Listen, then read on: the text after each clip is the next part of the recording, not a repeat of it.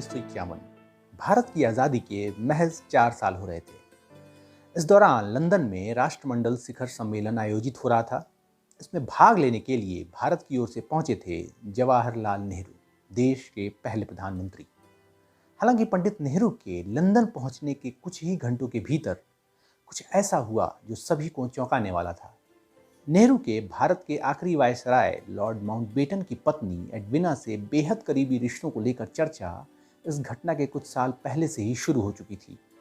और लंदन में इस बार जो हुआ ये उसी कहानी की एक और अगली और अहम कड़ी थी। क्या है ये पूरी कहानी? पंडित नेहरू और माउंटबेटन की पत्नी एडविना के आपसी रिश्तों को लेकर जो कहा सुना जाता रहा है उसकी सच्चाई क्या है? आज की वीडियो में बात इसी पर।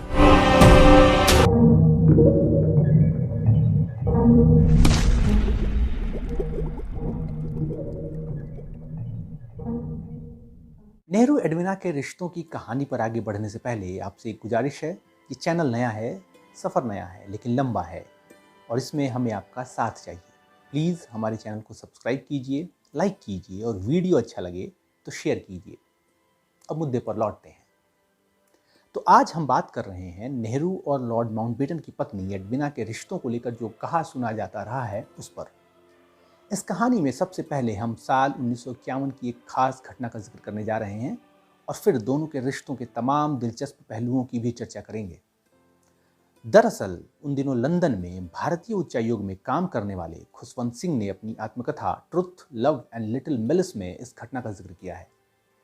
खुशवंत सिंह को उस समय वहां पीएम नेहरू के दौरे के दौरान प्रेस को संभालने की जिम्मेदारी मिली थी। मतलब ये मैनेज किया जाए कि प्रेस में उस दौरे की ठीक से कवरेज हो। हालांकि शुरुआत ही बेहद बुरी रही।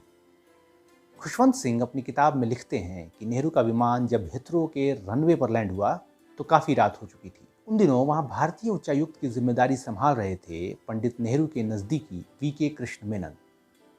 मेनन ने खुशवंत सिंह से कहा कि वे पंडित नेहरू के पास जाएं और उनसे पूछें कि क्या उन्हें किसी मदद की ज़रूरत है, मसलन क्या उन्हें वे होटल तक छोड़ दें। खुशवंत सिंह ने ऐसा ही किया और नेहरू ने जवाब दिया कि इतनी रात को मुझे क्या मदद चाहिए, घर जाइए और कुछ नींद पूरी कर लीजिए। इसकी अगली सुबह खुशवंत सिंह जब अपने दफ्तर में पहुंचते हैं तो उनकी मेज पर कृष्ण मेनन का एक नोट रखा हुआ था और लिखा गया था कि वे उनसे तुरंत मिले। साथ ही मेज पर वहां का एक अखबार द डेली हेरल्ड भी पड़ा हुआ था, जिसके पहले पन्ने पर नेहरू और लेडी माउंटबेटन यानी एडविना की तस्वीर छपी थी, जिसमें एडविना नाइट गाउन पहने हुए नेहरू के लिए अपने घर का दरवाज़ा खोल रही थी। तस्वीर के नीचे कैप्शन था, लेडी माउंटबेटन्स मिड नाइट विजिटर। इस तस्वीर के साथ लगी खबर में इसका भी जिक्र था कि लॉर्ड माउंटबेटन इस समय लंदन में नहीं हैं। खुशवंत सिंह समझ गए कि उनकी शामत आई है।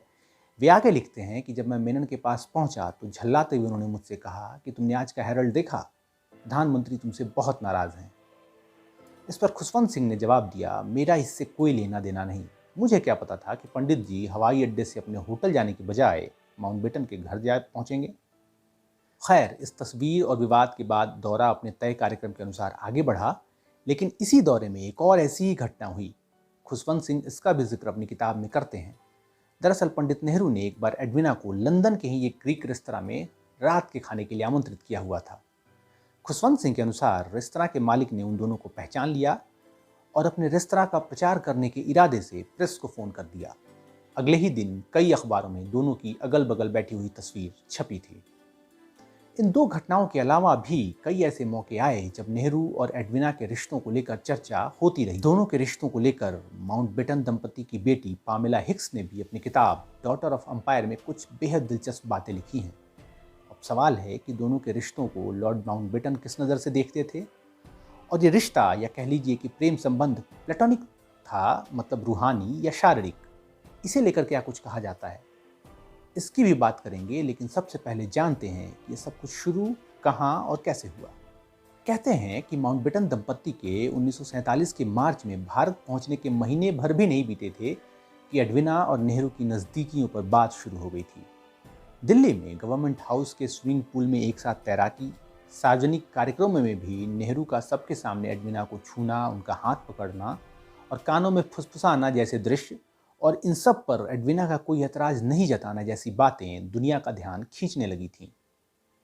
बीबीसी को दिए एक इंटरव्यू में एडविना और माउंटबेटन की बेटी पामेला ने बहुत साफ शब्दों में कहा है कि उनकी माँ और पंडित नेहरू एक दूसरे से बहुत प्यार करते थे।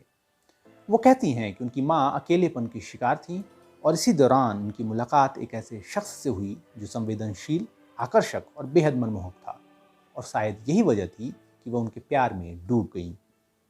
अब सवाल है कि एडविना के पति इस रिश्ते को कैसे देख रहे थे।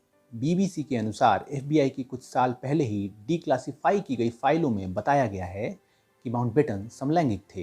एडविना और उनके बीच आकर्षण 1940 के उत्तरार्ध में उतार पर था। एंड्रू लोनी नाम के ब्रिटिश लेखक ने कुछ साल पहले प्रकाशित किताब the Mountbattens their lives and lovers में दावा किया है कि एडविना और माउंटबेटन दोनों के शादी के बाद अलग अलग प्रेम संबंध रहे हैं। लेकिन यहाँ नेहरू के केस में संभवतः अपनी पत्नी के जरिए माउंटबेटन उस टास्क को, या कहें कि ब्रिटिश प्रस्तावों को ठीक तरीके से अंजाम देने की सोच रहे थे जो भारत की आज़ादी के लिए तैयार की जा रही थी। आसान शब्दों में कहें तो वो इस रिश्ते का इस्तेमाल शायद ये जानने के लिए कर रहे थे कि भारतीय नेता उनके प्रस्ताव के बारे में क्या सोच रहे हैं। कुल मिलाकर कहें तो इस रिश्ते के पीछे एक तरह की डिप्लोमेसी और पॉलिटिकल सेटलमेंट भी चल रहा होगा। एक बात और, नेहरू और एडविना के रिश्तों को लेकर भी जितनी मुंह उतनी बातें हो सकती हैं। एमजे अकबर से लेकर स्टेनली वॉलपर्ट आदि ने, जिन्होंने नेहरू की जीवनी लिखी है, उन्होंने इन रिश्तों का जिक्र किया है।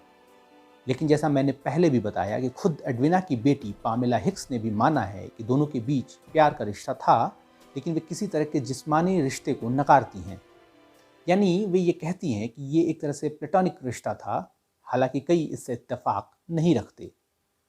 ये भी फैक्ट है कि साल 1960 में जब एडविना माउंटबेटन का निधन हुआ तो उनके बिस्तर के आसपास नेहरू के कई पत्र पाए गए।